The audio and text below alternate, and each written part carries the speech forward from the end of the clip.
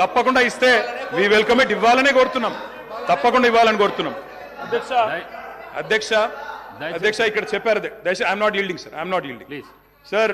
చేయూత కింద చెప్పారు అధ్యక్ష, 4,000 రూపాయలు ఇస్తామన్నారు నెలకు, డిసెంబర్ 9 నుంచే స్టార్ట్ చేస్తా అని రేవంత్ రెడ్డి గారు స్వయంగా చెప్పినారు.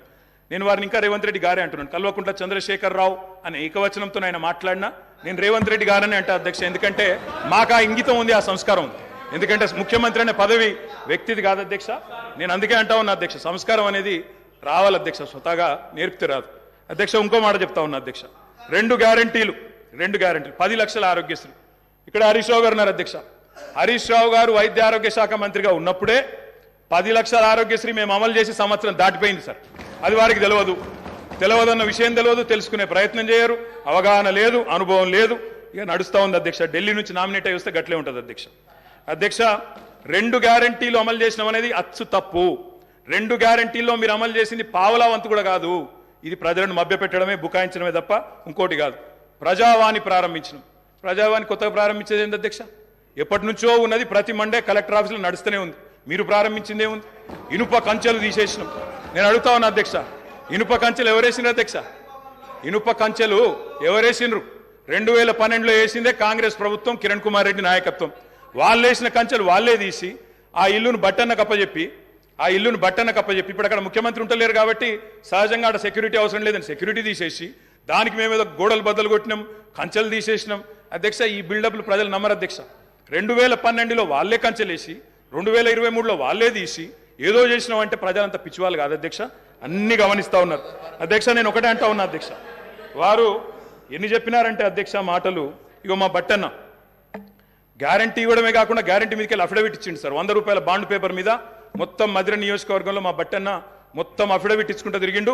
ప్రజలు నమ్ముతారో నమ్మరు అని చెప్పి అఫిడవిట్ ఇచ్చిండు అధ్యక్ష. నో ప్రాబ్లం, తప్పకుండా వారు చేయాలనే కోరుతున్నాం, చేస్తే పూర్తిగా సహకరిస్తామని చెప్పి కూడా తెలియజేస్తా ఉన్నాం. ఇవాళ నాయకుడు రాహుల్ గాంధీ గారు చెప్పారు అధ్యక్ష, మొట్టమొదటి క్యాబినెట్లోనే 6 గ్యారంటీలకు చట్టబద్ధత తెస్తాం, మెగా డిఎస్సి మొట్టమొదటి క్యాబినెట్లోనే ఇస్తాం, 6 నెలల్లో డిఎస్సి పూర్తి చేస్తాం, రిక్రూట్మెంట్ చేస్తాం. మొట్టమొదటి క్యాబినెట్. ఇప్పుడు 3 క్యాబినెట్లు అయినట్టున్నాయి అధ్యక్ష. మరి మొదటి క్యాబినెట్ ఎడవైందో, 6 గ్యారంటీలకు చట్టబద్ధత ఎడవైందో చెప్పాలి అధ్యక్ష. రాహుల్ గాంధీ గారు చెప్పారు ఆదిలాబాద్ లో. ఏం చెప్పారు అధ్యక్ష? 24 గంటల్లోనే, ఇది నేను చెప్తలేను అధ్యక్ష, హిందుస్థాన్ టైమ్స్ రాసింది. 24 గంటల్లోనే 2 లక్షల రూపాయల రుణమాఫీ చేస్తాం రైతులకు. ఇది రాహుల్ గాంధీ గారు చెప్పిన మాట. నిలబెట్టాలని చెప్పి నేను కోరుతా ఉన్నా. 24 గంటలు కాకపోయినా 24 రోజుల్లోనైనా నిలబెట్టండి అని చెప్పి నేను కోరుతా ఉన్నా అధ్యక్ష. వారు చెప్పినారు కౌలు రైతులకు బీమా రుణాలు, కౌలు రైతులకు బీమా. కౌలు రైతులు ఎదురు చూస్తున్నారు రాష్ట్రంలో, మరి రుణాలు ఇవ్వమని కోరుతా ఉన్నారు అధ్యక్ష. ఇది రేవంత్ రెడ్డి గారు చెప్పారు. కేసీఆర్ ఉంటే 5,000 వస్తాయి, కేసీఆర్ ఓడిపోతే 15,000 వస్తాయని చెప్పి డిసెంబర్ 9 నాడు స్వయంగా రేవంత్ రెడ్డి గారు చెప్పారు.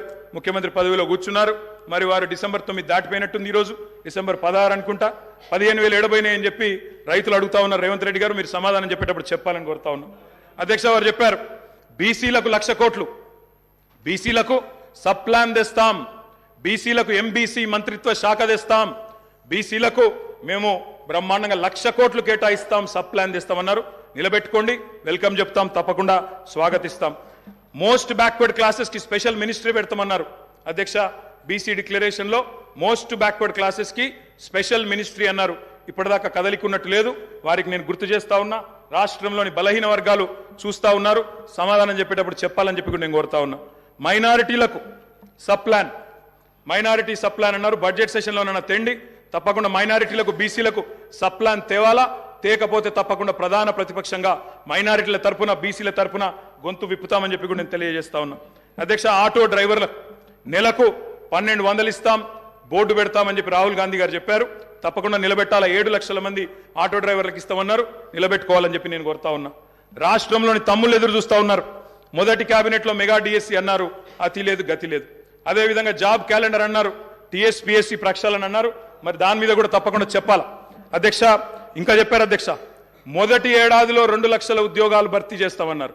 ఆ ఉద్యోగాల వివరాలు ప్రకటించాలని చెప్పి నేను డిమాండ్ చేస్తా ఉన్నా. తప్పకుండా చేయాలని చెప్పి కోరుతా ఉన్నా. ఇక మా సోదరుడు వివేక్ గారు కూడా మాట్లాడినారు అధ్యక్ష. మా వివేక్ అన్న కూడా చెప్పిండు 40,000 ఉద్యోగాలు ఇస్తా చెన్నూరులో అని చెప్పిండు అధ్యక్ష. చెన్నూరు ప్రజలు ఆశగా మా వివేక్ అన్న గురించి చూస్తున్నారు. తప్పకుండా 40,000 ఉద్యోగాలు ఇవ్వాలని చెప్పి కూడా నేను కోరుతా ఉన్నా అధ్యక్ష. ఇంకా చాలా